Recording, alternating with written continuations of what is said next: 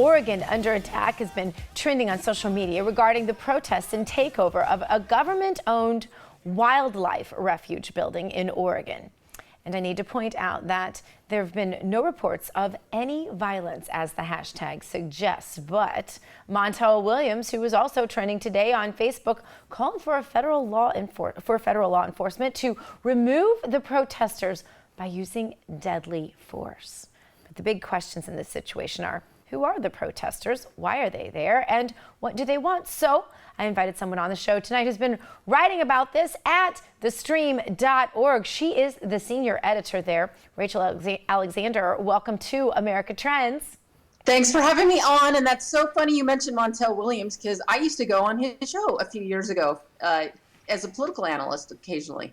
He's a confusing one politically. I can't get him straight in my head. I don't know if he knows what he believes, but I definitely don't know what he believes, because one day he'll be tweeting something completely pro-American, and I think he gets it and he understands the Constitution, and the next day I think he doesn't get it at all in situations like this. It's very confusing. But who are the people? Rachel, take us back, because this story is complicated. I've read a lot about it, and I can't say that I would even be comfortable doing an interview on it at this point. Who are the people that took over this building, and why did they do it? Well, exactly. And you know, I've been a prosecutor, I've been an attorney for many years, and that's the only reason I even try to even sort of understand it and figure it out, because I've been on that other side. I've been on the prosecutorial side. And basically, it all comes down, in my opinion, to one thing. It is about land. It is about the federal government taking over land gradually, bit by bit by bit. And people are fed up. They've had enough. And it affects, you know, everyone in all these different ways. Like the Hammond, it affected them to the extent that, you know, they're having to lease lands from the federal government, lands they would have owned on their own, you know, if the federal government hadn't taken over so much land at this point. And then, you know, it comes down to these protesters. These protesters, they took over and, you know, wanted to hold this federal building hostage, because they say the federal government should not have ever taken over that building and that land either, and they want the federal government to give it back. So, you know, it all comes down to land. The federal government has gotten too big. It's taken over too much land. It's hurting ranchers. All they can do is like lease land back from the federal government, and it's not fair to them. So whether, you know, the Hammonds were guilty or not, and the punishment seems to be really drastic, and whether these protesters are going overboard by trespassing, okay, whatever. But we need to get to the bottom of it, and the federal government needs to stop taking over all this land in the United States. What percentage of land there is owned by the federal government? Because it's a pretty high percentage. It's a really high percentage in California as well. But go ahead and tell us some of those statistics, because I know you have them.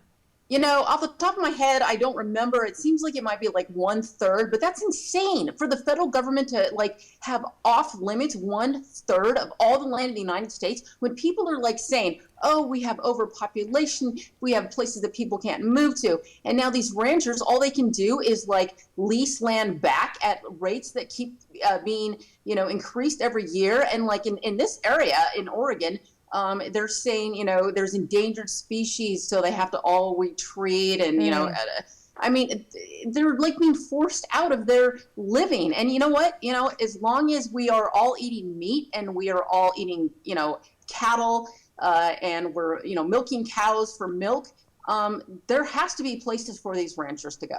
Yeah, it sounds like California, and the reason we don't have water for our farmers. Montel Williams says these people should be removed by using deadly force. Seems a little extreme to me. No one ever called for the Occupy Wall Street crowd, for example, to be shot if they didn't leave, did they? That's right. And look at like the Black Lives Matter people. I mean, they've done the exact same thing, and they're actually violent, you know, as opposed to these people in Oregon who are protesting. They're not violent. They're not rioting. They're not looting. Most of them are veterans. They're carrying the American flag. So, you know, why would you call for the, you know, removal and the arrest of them when you're not calling for the removal and arrest of the Black Lives Matter people? In fact, the mayor of Baltimore, she said, oh, just let them have their space. Even if some of them are rioting and looting, you got to let the rest of them have their space. So there might be some rioting and looting. So it's a complete double standard. And all this started basically because of two ranchers, Dwight and Stephen Hammond. Tell us what we know about them. What we know about them is they seem to be, decent, law-abiding, God-fearing men. I haven't heard of anything that seems to be terribly egregious that they've done. Okay, let's even did set these fires, not for great reasons. Well, guess what? I already served. One of them served 3 months in jail. One of them served a year in prison. Okay, the judge thought the punishment was, way too much for them. Mm-hmm. And so that's why he sentenced them to the lower amount in prison. So why don't you just let them go? They served a lot, let them out. And, what I think is even if they are guilty, okay, the minimum sentence was 5 years in prison for this federal arson, maliciously, willfully committing these fires, right? But I just want to back up a little bit, because in your article at stream.org, you say basically they called and asked permission to set these fires. It was really for good reasons, and that ultimately, after the fires were set, it even made the land more inhabitable for grazing. So why did they go to prison in the first place? That's the part I don't understand the most. That's what I don't understand. If I had been those prosecutors, and I'm a former prosecutor myself, I would have asked for charges a lot lesser than that. Those prosecutors did not have to say that, they wanted to bring charges for federal arson where they willfully and maliciously, terrorized and committed arson. How is it malicious, though, when they asked permission, they were given permission, and the land is better off than before? And even once they were sentenced by this judge, who, as you said it was a ridiculous sentence. I mean, he basically said that himself and gave them the lowest sentence. There was still an appeal to the Ninth Circuit, just to be nasty. That really just smacks of a major tyranny in my mind. I can't see any way around it just being about big, powerful government coming down on landowners. Exactly. And I've been writing about, abuses against, people that the Obama administration dislikes for the last couple of years. I've done, several articles on this, and I feel like, the DOJ goes out and picks people who it doesn't like, its enemies, and it targets them. And I believe this is what is going on here.